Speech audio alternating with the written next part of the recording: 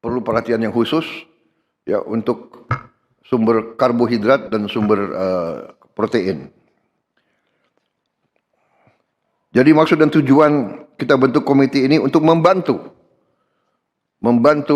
semua gubernur dan semua bupati ya untuk mempercepat pembangunan supaya anggaran bisa langsung terwujud, harus terwujud untuk kepentingan rakyat. Program-program penting pemerintah untuk membantu percepatan pembangunan Papua juga adalah sama dengan untuk daerah-daerah lain. Program makan bergizi gratis sudah sampai ke Papua. Mungkin masih ada beberapa yang belum sampai, daerah-daerah terpencil, tapi kita akan tuntaskan.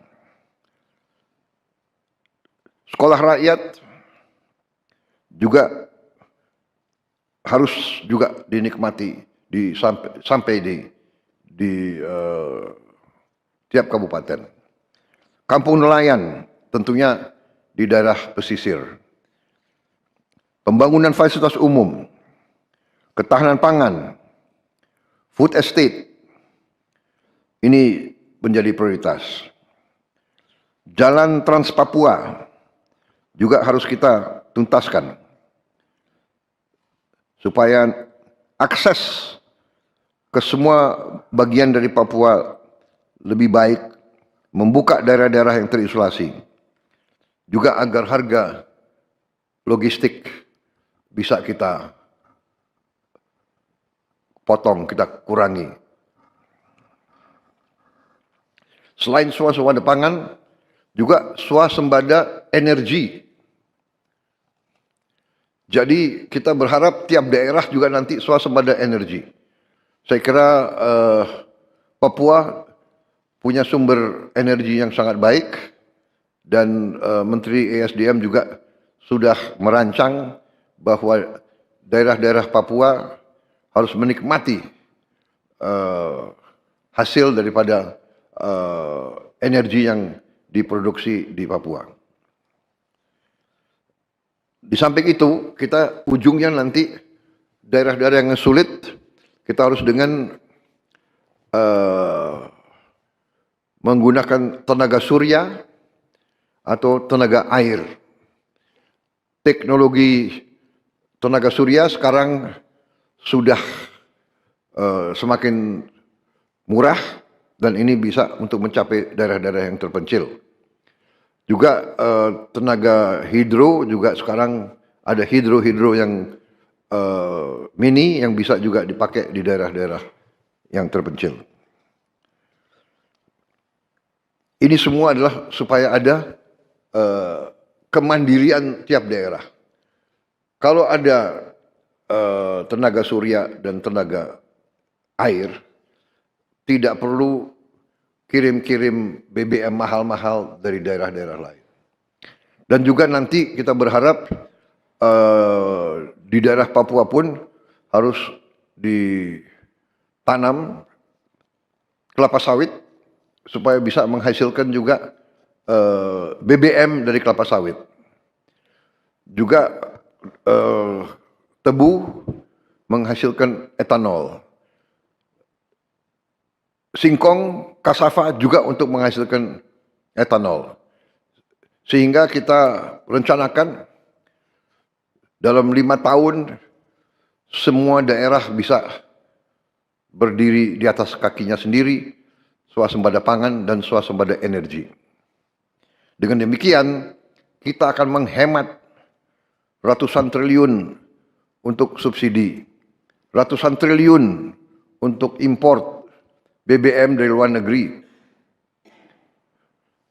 Tahun ini, tiap tahun kita mengeluarkan ratusan triliun untuk import BBM.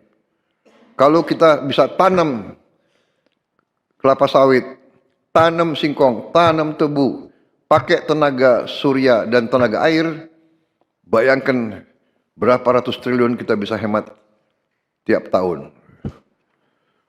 Menteri SDM, berapa import kita BBM dari luar?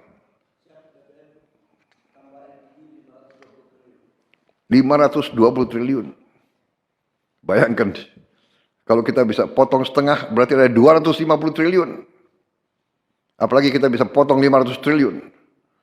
500 triliun itu berarti tiap kabupaten bisa punya, kemungkinan bisa punya 1 triliun. Tiap kabupaten. Bagaimana membangunnya kita coba? Bayangkan kita biar negara kayak apa. Ini bisa kita lakukan. Potensinya ada, rencananya ada, dan kita akan buktikan. Kita akan buktikan bahwa kita menuju ke situ. Tidak bisa seketika, tapi kita sudah mulai ke arah situ. Mulai tahun depan, Menteri ESDM melaporkan ke saya, kita tidak akan import solar lagi dari luar negeri. Mulai tahun depan. Kita harapkan dalam 4 tahun, kita juga bisa tidak import bensin dari luar. Saudara-saudara,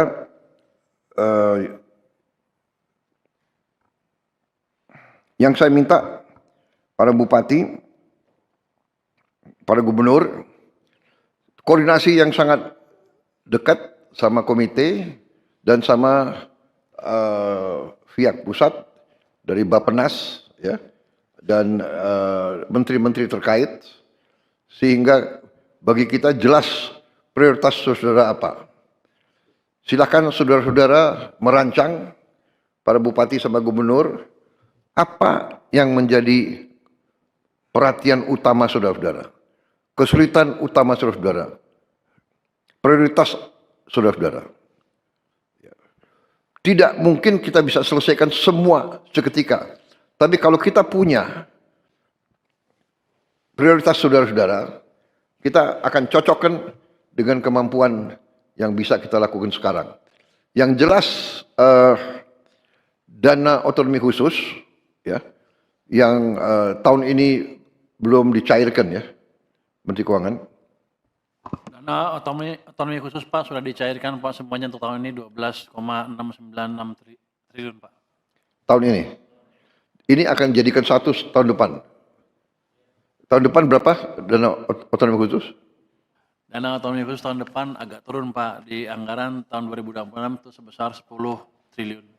Jadi tahun depan kita akan punya 12 tambah 10. Yang tahun ini kan akan dijadikan 1 sama tahun depan. Sudah, catatan kami sudah dicairkan Pak yang tahun ini, 12 triliun lebih tadi.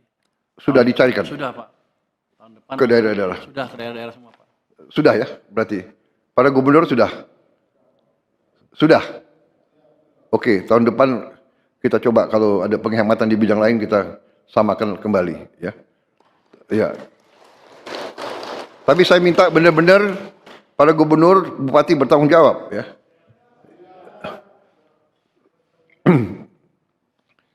Bupati dan gubernur jangan banyak jalan-jalan ke luar negeri, ya, menggunakan dana otsus. Bisa? Kok jawabannya kurang? Bisa? Bisa, ya? Ini sekarang ini rakyatmu itu sudah pinter-pinter, semua punya gadget, ya. Nanti Mendagri, ya, awasi, ya. Jangan bupati terlalu lama ada di Jakarta. Saudara bertanggung jawab kepada rakyatmu, ya. Komite membantu, para menteri siap. Program-program pusat pun akan kita turunkan ke saudara-saudara. Sebagai contoh, MBG mungkin untuk satu provinsi ujungnya juga sangat besar itu, ya. Karena MBG itu akan memberi makan ke semua anak. Dari mulai usia dini sampai